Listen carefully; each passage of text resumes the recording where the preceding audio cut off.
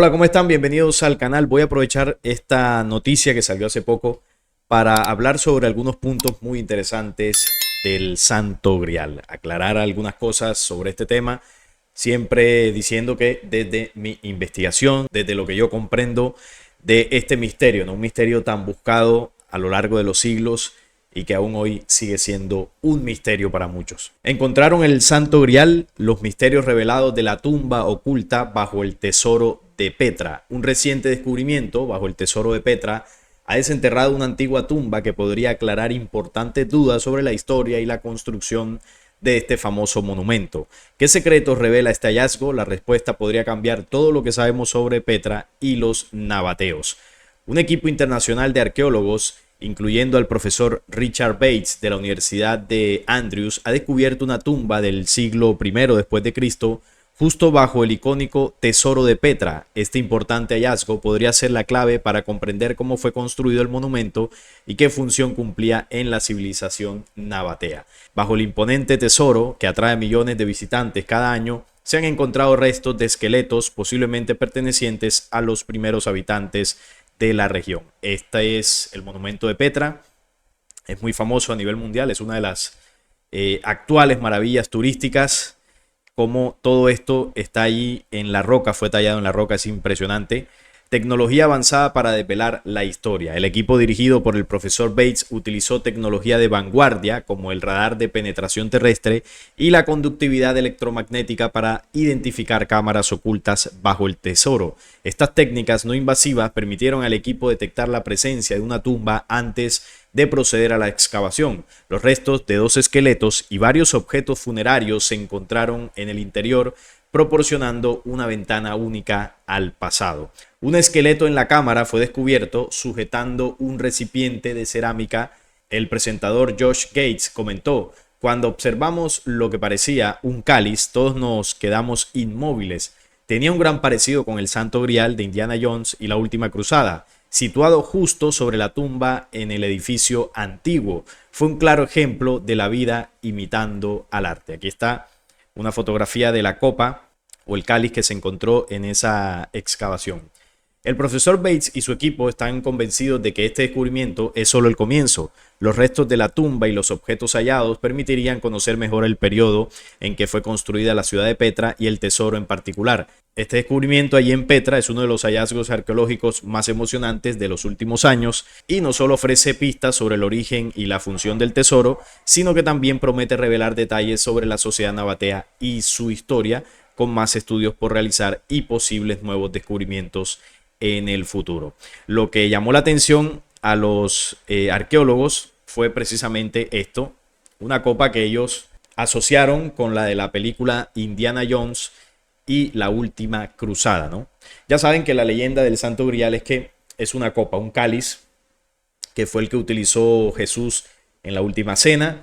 También es el que habría utilizado José de Arimatea para recoger la sangre de Jesús. Bueno, hay varias historias místicas alrededor de un supuesto objeto sagrado en forma de copa. También se dice que está relacionado con María Magdalena, con la forma del útero, ¿no? Que empieza arriba pues un poco más ancho y hacia la parte de abajo es más delgadito, lo que formaría un útero, y también esto se asemejaría a la copa de un cáliz, ¿no? A una copa. Y que esto estaría relacionado con la sangre de Jesús y su descendencia, ¿no? La supuesta hija que tuvo con María Magdalena, que luego esta hija de Jesús, entre comillas, se habría ido a vivir a Francia y ahí dejó más descendientes. Bueno, el linaje de Jesús sobre la tierra es supuestamente el Santo Grial. Esto, a grosso modo, es la historia del Santo Grial.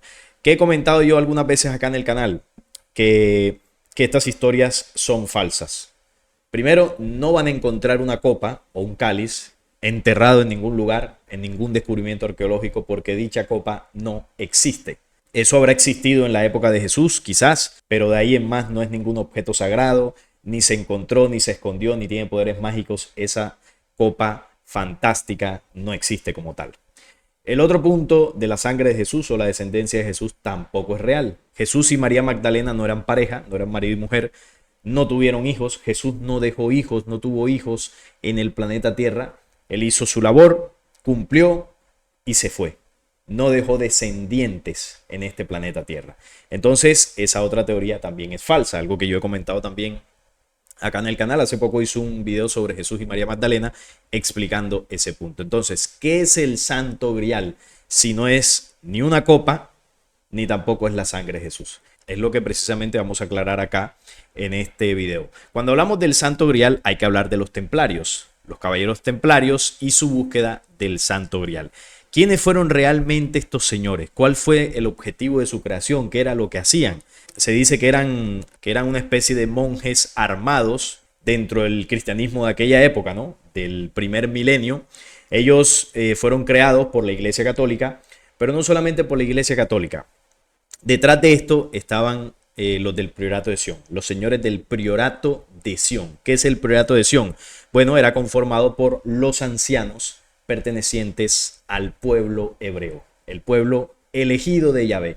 Estos señores conformaron, como digámoslo así, una sociedad oculta, la cual pues obviamente solo pertenecían ellos, los de la raza pura de este pueblo. Hubo una situación en aquella época donde después de la destrucción del segundo templo, ya sabemos que ellos se fueron en la diáspora en el 70 después de Cristo, pero se destruyó el templo, lo que estaba arriba, ¿no? El edificio por parte de Roma.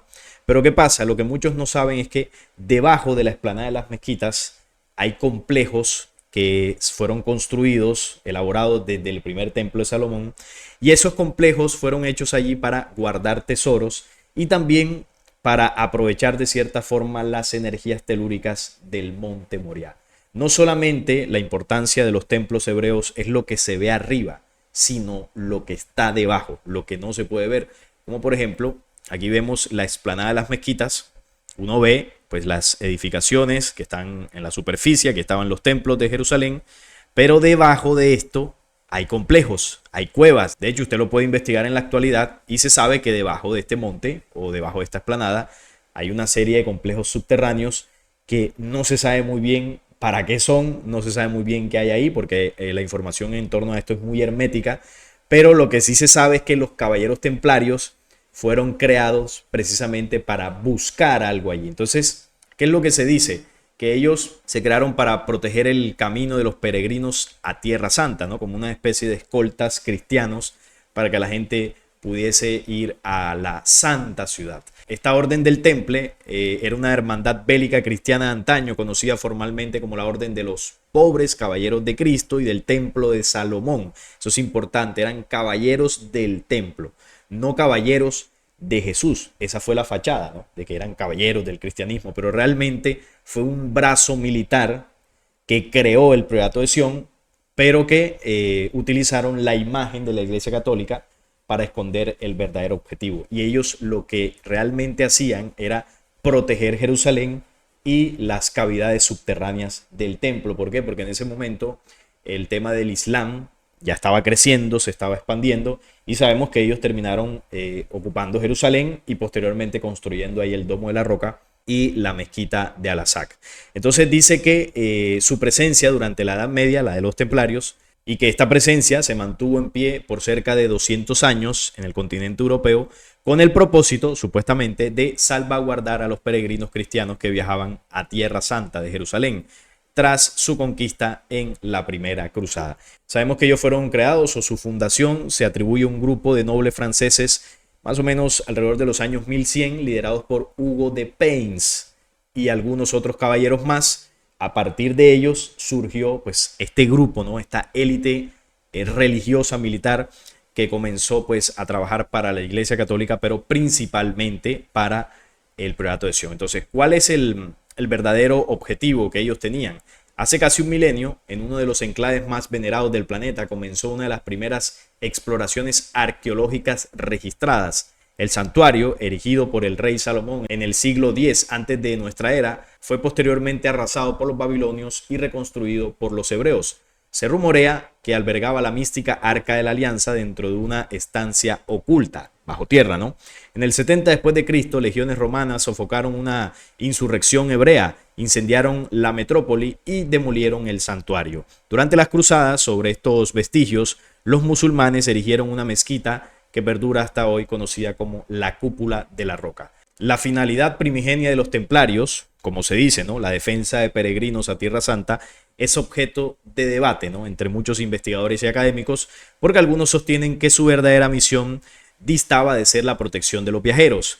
Tim Wallace Murphy, un autor especializado, sugiere que los templarios dedicaron 9 años a la excavación de túneles subterráneos.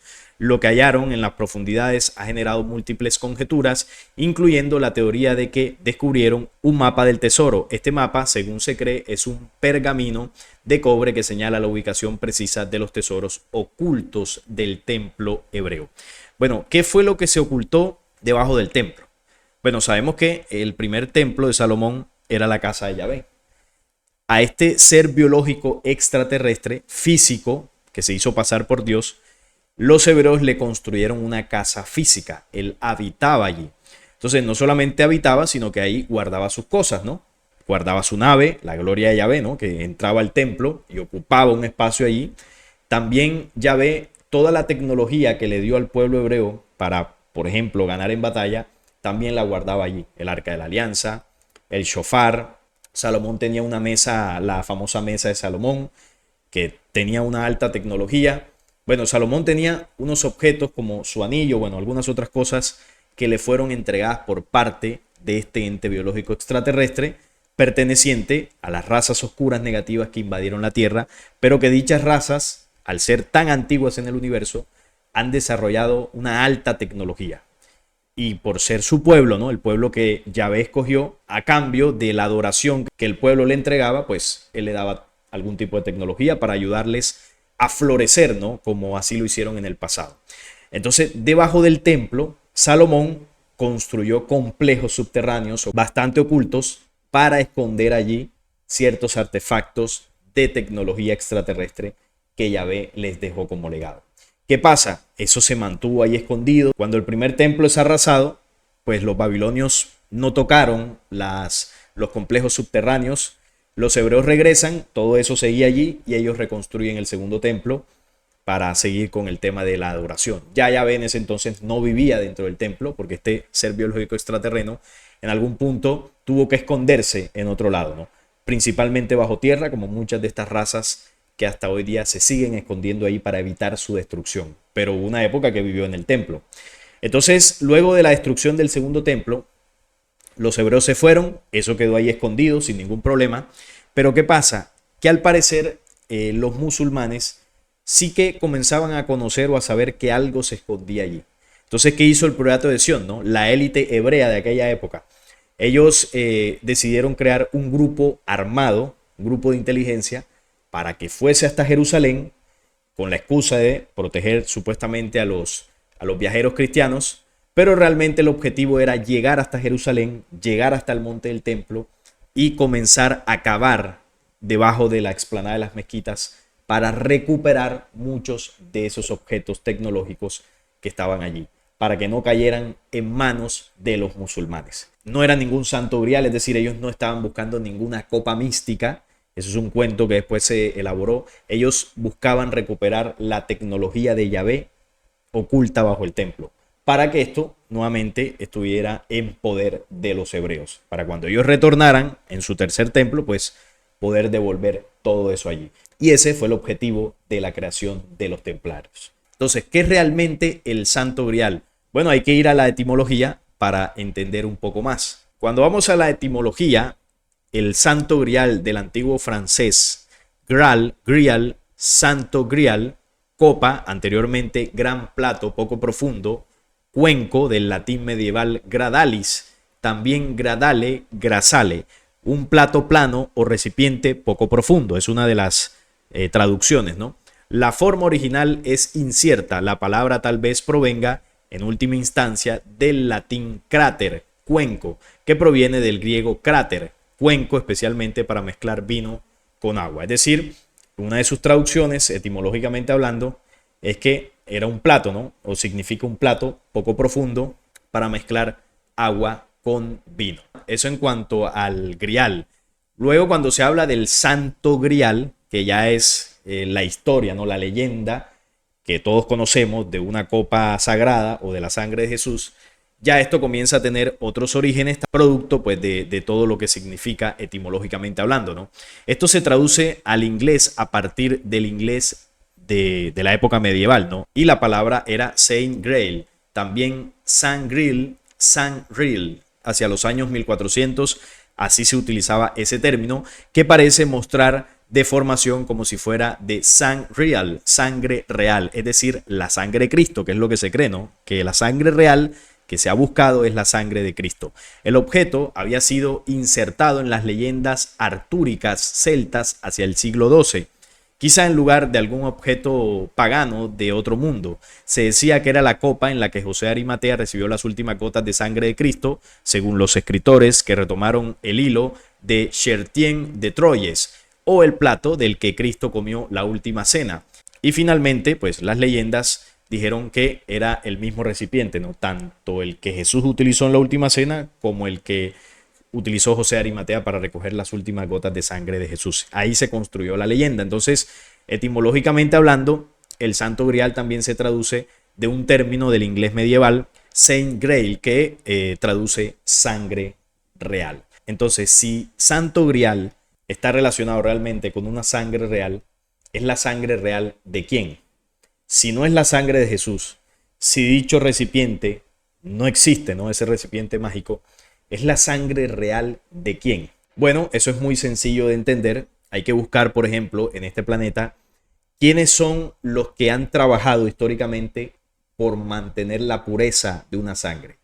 ¿Quiénes son los que se han mezclado entre familias para conservar esos linajes de sangre?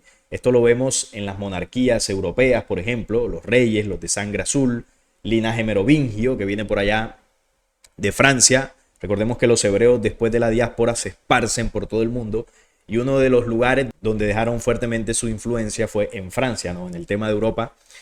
Y ellos son, desde el tiempo que fueron elegidos por su Dios, son los que han tenido el legado o esa tradición de mantener la pureza en la sangre. Es decir, aquí en este planeta Tierra hay un plan ejecutado por una raza para mantener puro su linaje. Y quienes han hecho esto son los del pueblo elegido por Yahvé. Y usted dirá, ¿qué relación tienen las monarquías, los de sangre azul de por allá de Europa, con los hebreos? Tienen total relación porque son los mismos. Lo que pasa es que por lo general creemos que los hebreos son los que están allá vestidos de negro, con la barba, rezando en el muro de las lamentaciones. No, esos son unos. Pero los de sangre pura no son ni siquiera los que se visten así. Los de sangre pura son los que están en puestos de poder, en monarquías, algunos en presidencias, son los dueños de los bancos, de las grandes multinacionales. Ahí es donde están los de esa sangre pura perversa. Ellos se encargaron de ponerse en los puestos de poder y han jurado proteger ese linaje porque ese linaje es el que les da el poderío y la autoridad a nivel mundial. Es la sangre déspota. Los que están detrás de los conflictos bélicos, los que están detrás de lo que está sucediendo allá en Israel en la franja, esos son los de esa sangre real. Entonces, en el segundo conflicto bélico mundial hubo un señor de un bigotico que juró preservar esa sangre o estaba buscando precisamente la raza pura, no la supuesta raza aria. La raza aria es eso mismo, es la pureza del linaje que desciende de los dioses. Ese es el linaje de sangre que juran proteger. Entonces, el señor del bigotico, a los que acabó, los que exterminó, no eran hebreos de raza pura. Que no todos eran hebreos, había muchos europeos ahí, lo que pasa es que se dice que no, todos eran hebreos, pero no todos fueron hebreos. Y los que murieron allí no eran de sangre pura. Fue un sacrificio a su Dios para purificar la raza, para acabar con los que estaban mezclados, con los que no estaban tan puros dentro de ese pueblo. Y él, siendo un rabino, porque lo era, el señor del bigotico, cumplió esa labor. Además, eso les benefició a ellos porque se convirtieron en ciudadanos universales, pueden entrar a cualquier parte del mundo sin visa, y además de eso, les permitió comenzar a retornar a su tierra, ya que la ONU les dio la posibilidad de regresar. Entonces, les salió la jugada perfecta, porque el volver a su tierra les permitiría, como vemos acá, recuperar Jerusalén, reconstruir el templo y volver a utilizar los complejos subterráneos para guardar ahí sus tesoros tecnológicos de esa tecnología extraterrestre que Yahvé les dejó desde el pasado. Su objetivo es volver ahí y aprovechar, por supuesto, las energías del monte Moriah. Entonces la jugada le salió perfecta, el señor del bigote hizo su trabajo y a partir de ahí comenzó el plan de retorno para establecer el dominio desde Jerusalén. Esa es la raza pura, esa es la sangre real. Ahora, ¿de dónde viene esta sangre? Hay que ir al libro secreto de Enoc y ahí está la respuesta. En el capítulo 6 del libro de Enoc, veamos lo que nos dice por acá. Así sucedió que cuando en aquellos días se multiplicaron los hijos de los hombres, les nacieron hijas hermosas y bonitas. Y los vigilantes, esta es la invasión extraterrena, dentro de la cual pues estaba Yahvé, el ser que los eligió tiempo después, y estos son los hijos del cielo, no los que cayeron de las estrellas, vieron a las mujeres humanas y las desearon. Y se dijeron unos a otros, vayamos y escojamos mujeres de entre las hijas de los hombres y engendremos hijos.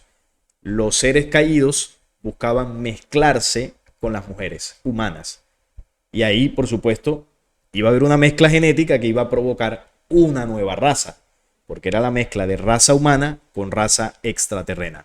Entonces, Shemyasa, que era su jefe, les dijo, temo que no queráis cumplir con esta acción y sea yo el único responsable de un gran pecado.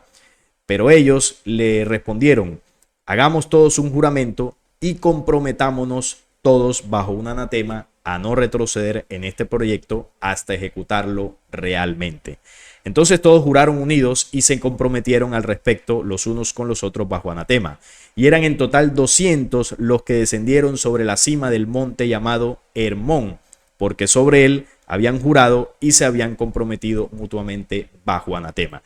Entonces la invasión extraterrena en un lugar específico de la tierra, esto es por allá en Medio Oriente, al norte de Israel, en la zona de Hermón, yo hice un programa hablando de eso acá, se los recomiendo.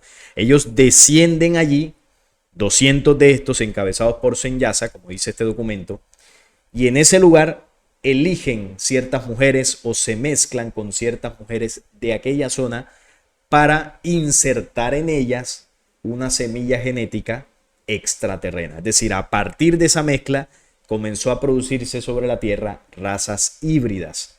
Bueno, dentro de esas razas híbridas hubo razas de gigantes, pero también hubo razas iguales a los seres humanos a nivel físico, pero con una sangre y una genética hostil, de connotaciones reptiles, extraterrenas, oscuras, una sangre negativa que es la que ha provocado, pues, como hemos visto en este planeta Tierra, una serie de enfrentamientos bélicos, de conquistas, colonizaciones en contra de los pueblos humanos. Solo esta raza descendiente de estos dioses es la que tiene la suficiente perversidad para hacer esto y no sentir remordimiento. ¿Por qué? Porque aunque se parecen a nosotros físicamente, no son humanos. Entonces, cuando se dice que el Santo Grial es la raza pura que desciende desde los dioses, es esto.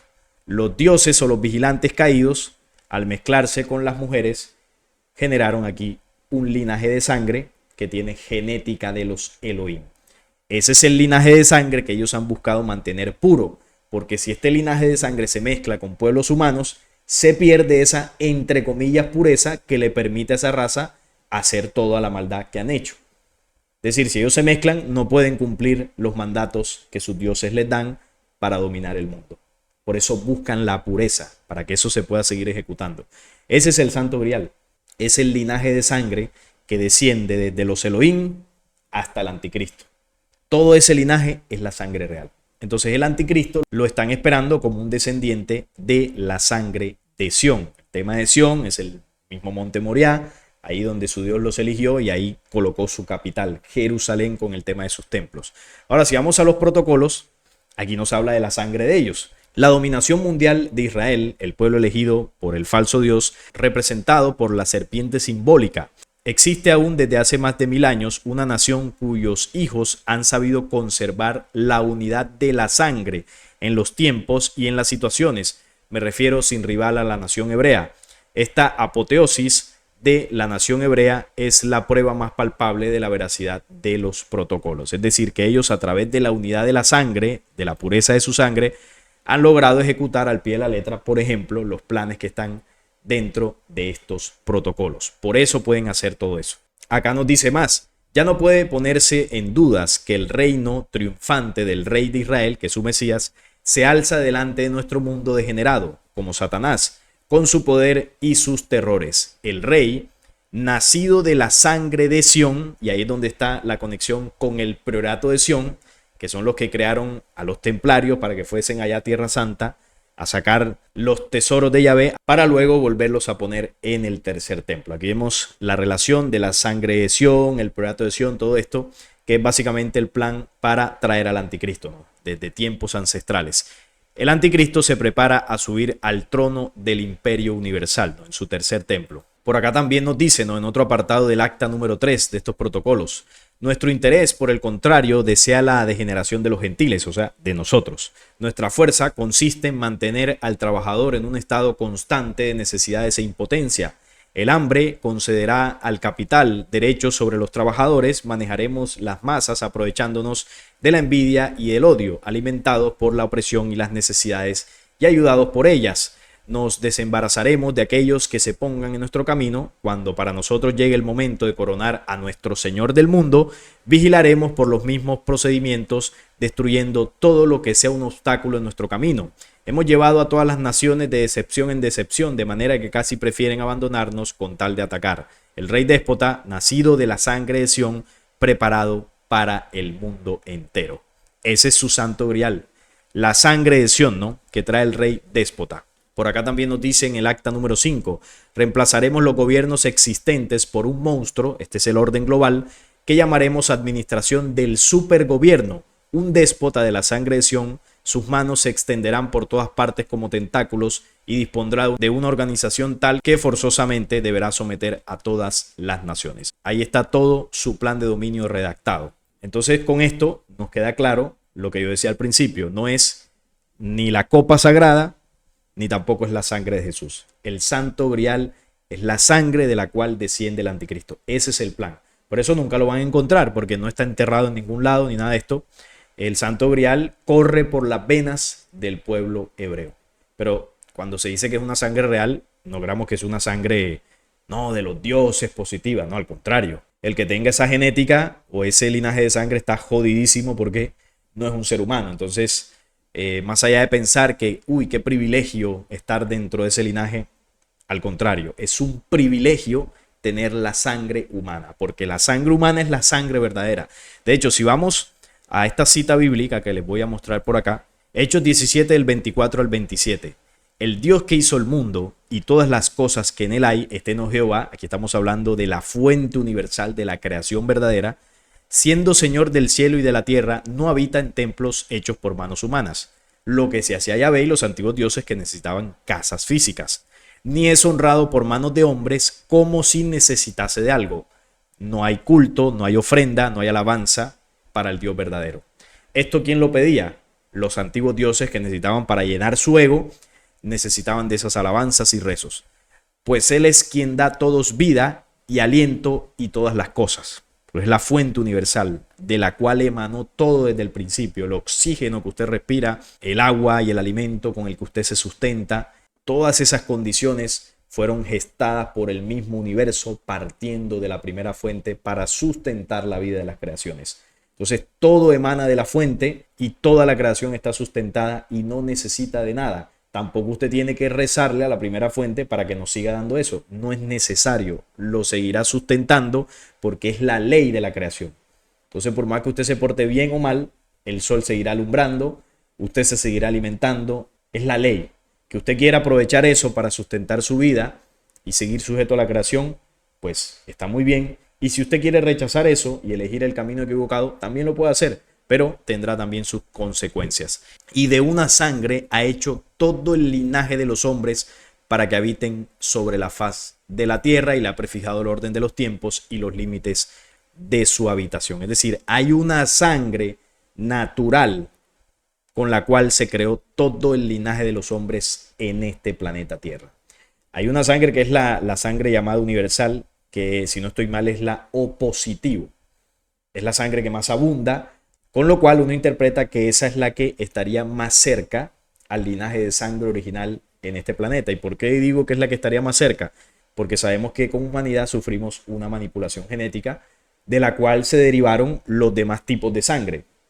Es decir, se parte una sangre original y a partir de diversas manipulaciones comenzaron a surgir los demás tipos de sangre. Incluso la sangre original también, por supuesto, debe estar tocada, debe estar manipulada. Pero lo que uno entiende es que la sangre O positiva es la que estaría más cerca a ese linaje de sangre con el cual fue creada esta humanidad, ¿no? Una genética diseñada para el hombre terrestre. La sangre real no es la de ellos, la sangre original es la de nosotros. Esa sangre que ellos llaman pura realmente es una condición de lo más bajo y perverso que pueda existir.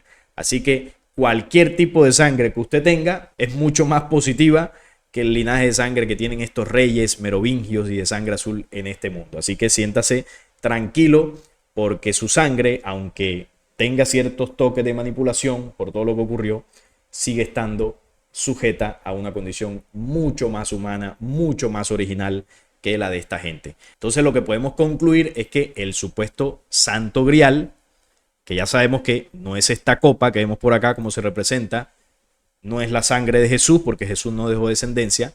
El Santo Grial es la sangre de los Elohim o el linaje de sangre que los Elohim dejaron en este planeta, y ese linaje de sangre es su pueblo escogido que hoy domina el mundo y juran traer a su Mesías precisamente descendiente de esa sangre. Y ese es el rey déspota que controlará a las naciones en su orden global. Y esa es la realidad del Santo Grial, por eso nunca lo van a encontrar, porque lo vamos a ver en vivo y en directo cuando se monta ya en el tercer templo. Ahí lo vamos a ver encarnado, ¿no? Ese Santo Grial. Así que no es más por el día de hoy. Esto era lo que quería compartir, aclarando algunos puntos del Santo Grial. Espero que este video les haya gustado. Si fue así, me regalan su like, la suscripción a este canal y compartirlo para que llegue a más personas. Además, colóquenme sus opiniones, qué opinan de todo esto. Por ahí los estaré leyendo. Y hasta la próxima.